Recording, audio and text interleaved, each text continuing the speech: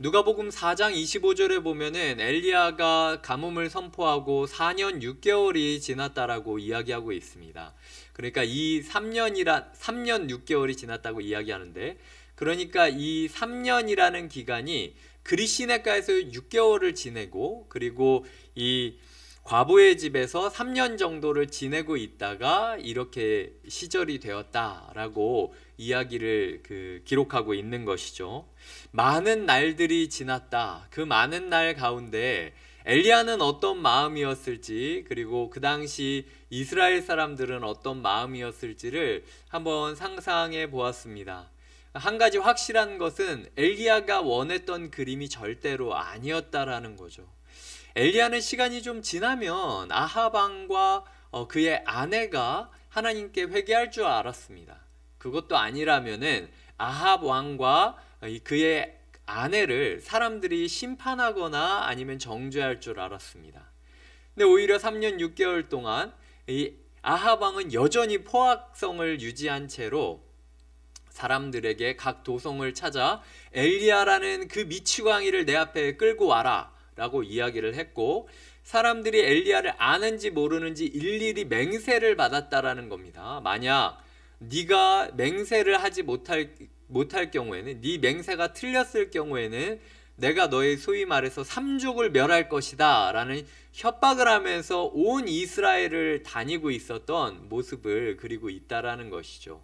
그리고 수많은 하나님의 백성들이 그 가운데에서 떨며 죽어가고 있었습니다. 정작 그 메시지를 전한 엘리야는 이 세상에 의로운 사람은 나밖에 없다, 천상천하 유아독존이라고 이야기하면서 살아갔지만, 사실은 그 엘리야의 한마디 때문에 수많은 사람들이 핍박을 당했고 수많은 하나님의 백성들이 죽임을 당했다라는 것입니다. 그리고 그 중에 오바댜라는 사람에 의하여 50명 총 100명의 여호와의 선지자가 동굴 속에 숨어 있게 되었습니다. 엘리야가 이 일이 이렇게 돌아갈 것이다라는 사실을 상상이나 했을지 모르겠습니다.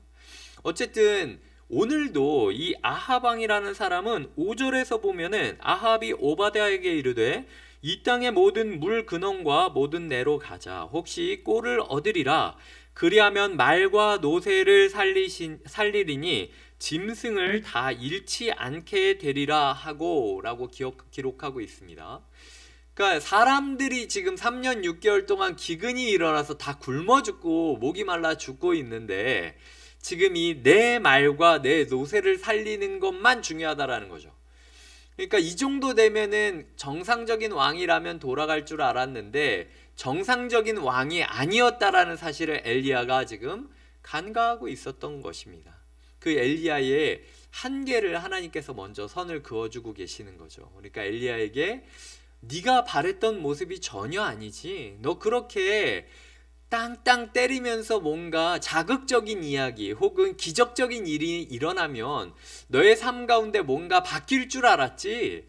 근데 너의 삶 가운데 기적적인 일을 내가 허락시켜줬고, 그리고 자극적인 어떤 메시지를 너의 마음 가운데 팍팍 와닿게 했지만 그럼에도 불구하고 너의 삶은 전혀 바뀌지 않잖아? 라고 하나님께서 우리에게 말씀하시는 것이나 다름없다라는 것이죠. 이 엘리야가 어떤 인생을 살아갔는지 우리가 돌아봅시다. 하나님의 말씀을 앞서서 자기의 말을 선포했던, 자기의 맹세를 선포하자 하나님께서 그를 사귐의 자리로 이끌어 주십니다. 그래서 모든 것과는 격리된 사귐의 자리로 들어가서 하나님과의 친밀한 교제를 누리는 법을 배우게 하십니다. 그리고 그 사람이 느끼기에는 정말로 한없이 부족하고 연약한 상황이라고 생각했던 상황으로 자신을 몰고 간다라는 거죠. 근데 제3자인 우리가 봤을 때는 이제 알 수 있습니다. 그게 엘리야에게 있어서 곤고한 고난의 시기, 쫄쫄 굶어 죽고 시냇가가 마르는 궁핍한 시기가 아니라 하나님이 그 엘리야를 지켜주고 있었던 시기라는 거죠. 아합 왕이 각 도시를 일일이 다니고 있었을 때에 만약 엘리야가 사람들 주변에서 활기치고 있었다면 엘리야는 형장의 이슬로 사라져 버렸을 것입니다. 그의 마음 가운데 하나님의 큰 뜻이 이렇게 초라하게 이루어질 수 있을까라는 생각이 들었지만 결국은 그 모든 과정이 하나님 때문이었다라는 거죠. 하나님이 나를 사랑했기 때문이라는 것입니다. 우리의 삶에 하나님의 큰 기적을 구하지만 하나님께서 소소히 은혜 주신다라고 느껴질 때가 있습니다. 마치 시냇가에 졸졸 흐르는 물처럼. 그래서 우리가 하나님한테 이야기하는 거죠. 하나님 이렇게 주실 거면 그냥 찾아오질 마시든가.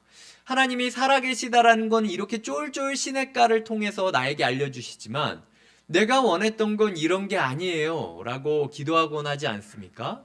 하지만 하나님은 그런 우리에게 내가 너를 사랑하기 때문에 네가 바라는 대로 이거를 짠하고 크게 일어났을 경우 네가 감당 못할 거야 라고 이야기를 하고 있는 거죠. 그렇게 하나님이랑 사귀게 하신 이후에는 이 한 이방 땅 가운데 중심에 있었던 사르밧 과부에게로 그를 보내십니다. 그래서 그가 가장 폼나지 않은 사역자의 모습으로서 사람들을 마주하게 되었고 그 과정 가운데 내가 인격체로 느끼지 못했던 누군가를 인격체로 느끼는 법을 배우게 됩니다. 그러니까 이 사람은 내 편견에 인간 같지도 않고 상종할 수도 없는 사람이라고 느껴졌던 저 사람의 입장과 상황과 마음을 내가 경험하게 될 뿐만 아니라 그에게 의존하게 만드는 모습을 보임으로써 아, 내가 이 사람을 배려해야 되는구나. 이 사람의 인격이 존중되는 사역은 없었을지에 대해서 고민하게 만들어 주신다라는 것이죠. 그리하여 그가 가장 증오하고 저주했던 그 이방 과부의 죽어간 아이를 위하여 내 야망, 내 사역의 플랜이 다 없어져도 좋으니까 그냥 이 아이만 살려달라고 울부짖으며 기도했을 때 하나님께서는 그가 이전에 그리지 못했던 부활의 첫 열매라는 놀라운 기적을 선사해 주시는 것이죠. 그는 이 정도면은 사람들이 밝힐 거라고 생각을 했고 이 정도면은 멋진 사역자라고 생각했지만 하나님께서는 그것보다 더 큰 그림을 그리고 계셨다라는 사실을 엘리야가 깨닫게 된 것입니다.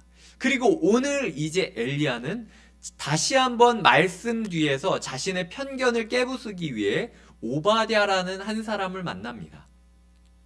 두 사람의 입장을 한번 대조해서 생각해 보겠습니다. 한 사람은 굉장히 고독한 선지자였습니다. 이 세상에 나밖에 없다라는 절박감이 있었고 나밖에 없다라는 외로움도 있었습니다. 그런데 그 외로움을 딛고 목숨을 버릴 각오까지 열정을 다하여 사람들 앞에서 하나님의 메시지를 전했고 그리고 하나님께서 명하시는 모든 것들을 다 지키기 위해 그리 시냇가에서 까마귀가 던져주는 먹을 것을 먹기도 했고 자신이 가장 부정하다고 생각했던 과부의 집에 들어가는 것도 하나님의 말씀이기 때문에 철저하게 순종하는 모습을 보입니다. 그리고 다시 한번 변함없는 열정으로 하나님의 말씀을 따라 달려가는 모습을 보이고 있다. 이 멋진 엘리야의 모습이 기호 1번입니다. 자, 기호 2번입니다. 이 기호 2번 오바댜라는 사람은 이 오바댜라는 이름은 섬기다라는 아바드라는 단어와 여호와라는 야후라는 단어가 매칭된 이름 뜻입니다. 그러니까 이름 자체가 여호와를 섬긴다라는 뜻을 가지고 있는 거죠. 여호와를 섬긴 사람으로 태어났는데 이 시대가 너무 악하기 때문에 자신이 모시고 있는 왕이 너무 패역한 것입니다. 하지만 그럼에도 불구하고 그 사이에서 몸부림을 치면서 믿는 자답게 살아갈 수 있는 방법이 없을까라고 발버둥을 치고 있었는데 어느 날 이 왕궁의 사정은 전혀 이해하지 못하는 어떤 천둥벌거숭이 같은 미친놈이 나타나서 이 자기 말이 없으면은 이스라엘에 비가 내리지 않는다라고 하는 겁니다. 그리고 비가 내리지 않아요. 그래서 이제 뭔가 시작되겠지라고 기대감을 조금 가졌으나 그 사람은 나타나지 않고 3년 6개월 동안 이 왕의 핍박이 더 심해지는 겁니다. 그래서 자신이 있는 자리에서 어떻게든 사람들을 살리기 위해서 앞에서는 충실한 신하의 역할을 가면을 쓰고 노릇을 하고 뒤에서는 철저한 민족의 반역자로서 그 선지자들을 구하기 위해 비밀 작전을 합니다. 이 3년 6개월 되는 시간 동안 사람 100명을 먹여 살린다? 이거 결코 쉬운 일이 아닙니다. 그럼에도 불구하고 이 사람은 그 위태위태한 이중 생활을 했던 것입니다. 자, 이 엘리야라는 사람이 구했던 사람이 이 17장에 몇 명이었다라고 이야기를 하죠? 과부와 그의 집 아들밖에 구하지 못했습니다. 자, 지금 이 오바댜라는 사람은 지금 몇 명을 먹여 살리고 있습니까? 100명을 먹여 살리고 있습니다. 그러면은 엘리야가 낳은 사역자일까요? 오바댜가 낳은 사역자일까요? 엘리야 입장에서 바라봤을 때 오베닷은 굉장히 가증스러운 사람인 거죠. 네가 선한 마음을 가지고 있다는 건 아는데 너 그래도 떳떳하게 네가 믿는다라는 걸 아하방한테 외치고 나는 네가 죽일지언정 내 선지자 100명 내가 먹여 살리고 말겠다 이렇게 선포해야 되는 거 아니냐라고 엘리야는 생각하고 있었을 것입니다. 그래서 오늘 본문에서 굉장히 많이 등장하는 단어가 있는데 주라는 단어가 되게 많이 등장합니다. 왜냐하면 오바댜라는 이름 뜻이 내가 여호와를 섬기는 자다라는 이름 뜻인데 이 엘리야가 봤을 때는 오바댜가 여호와를 섬기는 게 아니라 타락한 아하방을 섬기고 있는 겁니다. 네가 옆에서 똑바로 이야기했으면 이 아하방이 3년 6개월 동안 정신 못 차리고 이러지 않았을 거야. 그러니까 너 때문인 거야. 너의 타협 때문인 거야. 나는 할 바를 다 했어. 그리고 하나님 앞에 주신 시련을 3년 6개월 동안 얼마나 힘들게 거쳤는지 몰라 라고 엘리야는 생각하고 있으니까 그래서 7절 8절을 보면 이런 묘한 대화가 나옵니다. 오바댜가 길에 있을 때 엘리야가 그를 만납니다. 그가 알아봅니다. 왜냐하면은 이 오바댜가 엘리야를 한 번밖에 못 보지 않았습니까? 그럼에도 불구하고 그가 나타나서 아하방한테 그렇게 소리쳤을 때 사실 그게 얼마나 인상이 강렬했겠습니까? 자신이 평생 동안 얘기하고 싶었는데 타이밍을 찾고 있고 얘기하지 못했던 이야기를 어느 촌놈이 나타나가지고 이야기하고 도망쳐버린 겁니다. 그러니까 그때의 장면이 뚜렷하게 기억났었겠죠. 한 번에 3년 6개월 동안 못 보다가 만난 사이인데도 바로 알아보고 그리고 엎드립니다. 철저하게 내가 당신의 아래에 있는 존재라는 것들을 먼저 드러내는 거죠. 그리고 내 주 엘리야여 당신이 맞습니까? 라고 이야기를 하는 거죠. 이 왕궁의 관리였던 오바댜가 시골 촌놈 거지 그리고 도망자였던 엘리야에게 고개를 숙이고 주라는 표현을 쓰고 있는 것은 굉장히 겸손하고 굉장히 솔직하고 진실한 그리고 이 사람에게 있어서는 혹시라도 아하방의 누군가가 그것을 쳐다본다면 사실 학자들은 이때 오바댜의 부하들이 함께 있을 거라고 추정하곤 합니다. 그러니까 굉장히 자기를 위협 가운데 두는 행동이었을 거라는 것이죠. 그럼에도 불구하고 오바댜는 바로 겸손한 모습을 보입니다. 근데 8절에서 엘리야가 뭐라고 이야기합니까? 그가 그에게 대답하되 맞다. 가서 너의 주에게 이야기하기를 엘리야가 여기 있다 해라. 그러니까 엘리야가 되게 비꼬는 거예요. 너 나를 주라고 부르냐? 야, 웃기는 놈일세 이게. 그런데도 네가 3년 6개월 동안 그러고 해먹었냐? 라고 지금 엘리야가 함부로 판단하고 함부로 조롱하고 함부로 비웃고 있는 겁니다. 그 다음부터 계속 주가 누구냐만 나오고 있습니다. 그러니까 오베다가 좋은 이야기를 하면 엘리야가 비꼬고 네 주한테 가서 그렇게 얘기해봐 라고 이야기하니까 오베다가 진짜 내가 할 말은 많은데 이 엘리야 당신이 얘기하는 대로 이 아합이 내 주라고 칩시다. 그래도 지금 당신을 내가 봤다라고 이야기할 수밖에 없는 상황입니다. 근데 내가 지금 거짓말하고 속일 수가 없으니까 당신이 나를 도와주셔야만 됩니다라고 간절히 청하고 있는 거죠. 그래서 결국에는 마지막에 엘리야가 뭐라고 이야기하냐면 내가 섬기는 만군의 여호와께서 살아계심을 두고 맹세하노니 내가 오늘 아합에게 보이리라 라고 이야기를 하고 있습니다. 자, 이 15절이 어떻게 일어났냐면요. 10절에 보면 당신의 하나님 여호와께서 살아계심을 두고 맹세하노니 라는 문구가 나옵니다. 이 문구가 뭐냐면은 17장 1절에서 길르앗에 우거하는 자 중에 디셉 사람 엘리야가 아합에게 말하되 내가 섬기는 이스라엘의 하나님 여호와께서 살아계심을 두고 맹세하노니라는 워딩을 그대로 가져온 거예요. 당신이 한 말을 내가 기억하고 있습니다. 당신이 했던 그 일을 내가 믿고 있습니다. 그리고 당신이 보기에는 내가 정말 부족하다고 생각할지언정 저는 제 있는 자리에서 어떻게든 몸부림치면서 버텨왔습니다.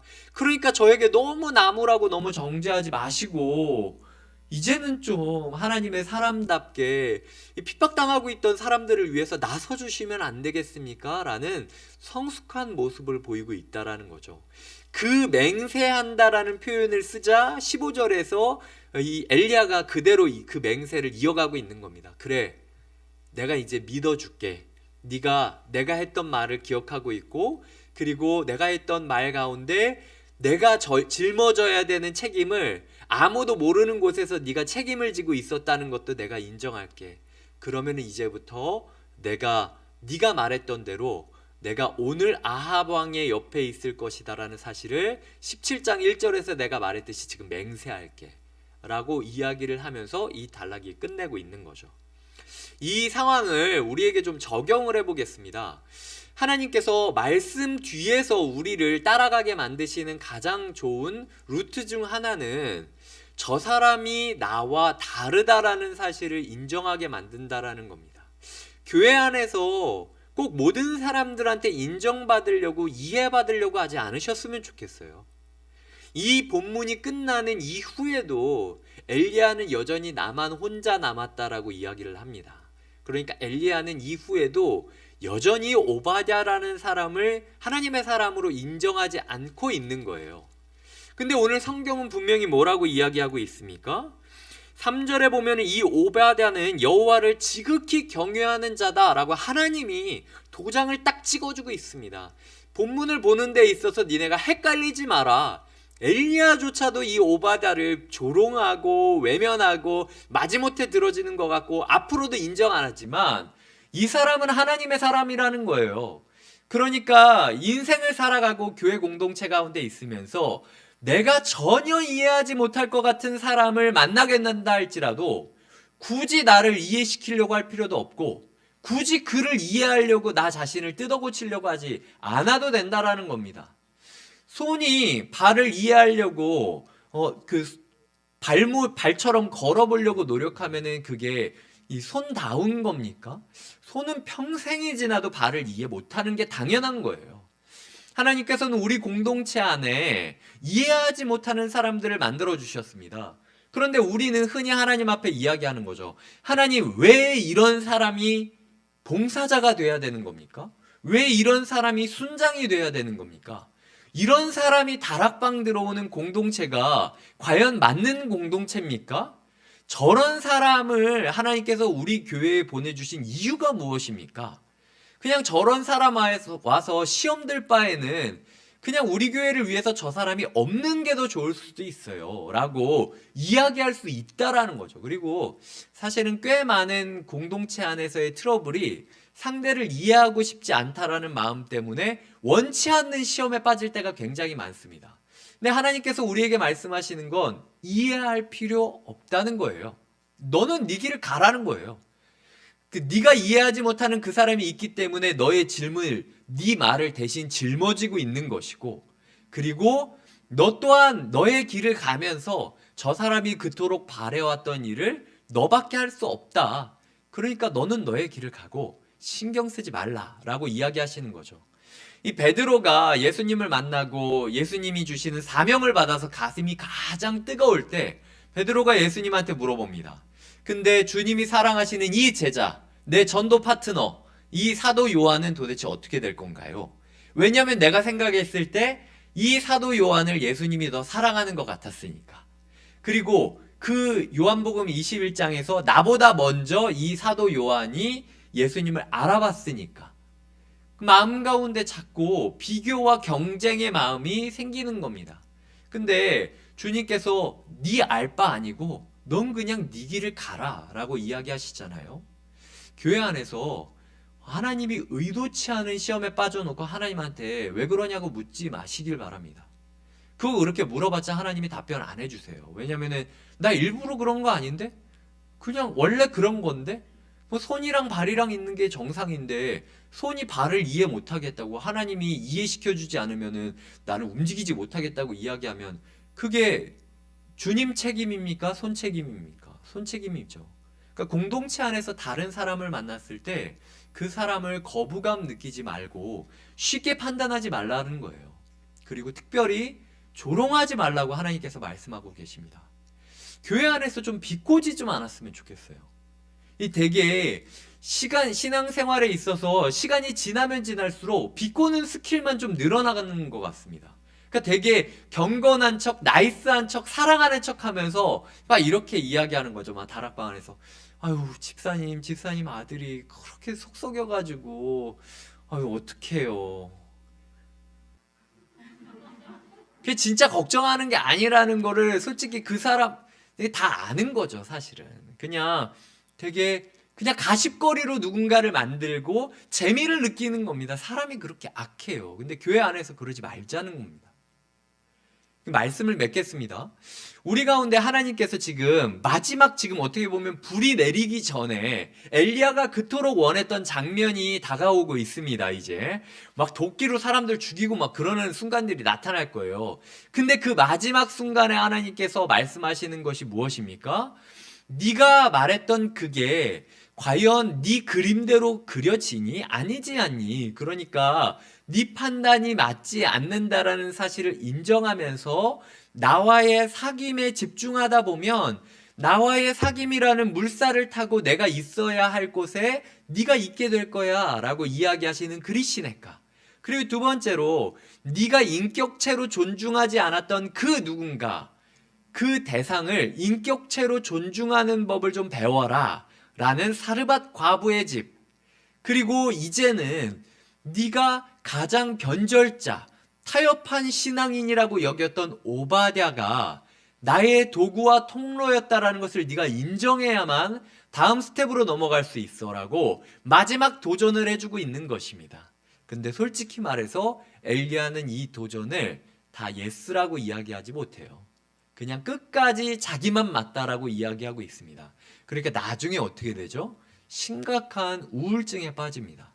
어느 순간 지나니까 나밖에 없는데 내가 흔들리니까 그 누구도 나를 잡아주지 않는 거예요. 그 순간 나중에 우울증이 있었을 때 이 사람이 오바댜라는 사람을 기억만 하고 있었다면 그 사람한테 찾아가야 됩니다. 그래서 당신도 하나님의 사람으로서 있다라는 걸 내가 보지 않았냐. 그러니까 나를 붙잡아 달라. 나 자꾸 혼자라는 생각이 든다. 라고 이야기를 하는 게 정상이었는데 이 편협된 마음을 끝까지 버리지 못하고 기적을 일으키게 되는 겁니다. 그러니까 그 기적이 엘리야에게는 축복과 기쁨이 아니라 우울증으로 향하는 지름길이, 번아웃으로 향하는 이 지름길이 되어버렸다라는 거죠. 그렇기 때문에 우리 가운데 기적이 있기 전에 우리 가운데 편협된 마음이 누군가를 조롱하고 비꼬는 모습이 다 없어지기를 기도해 주시기를 부탁드립니다. 곁에 있는 교회지 않습니까? 우리가 가장 인정하고 싶지 않은 그 사람 곁에서도 우리가 있어 주어야 한다라는 것입니다.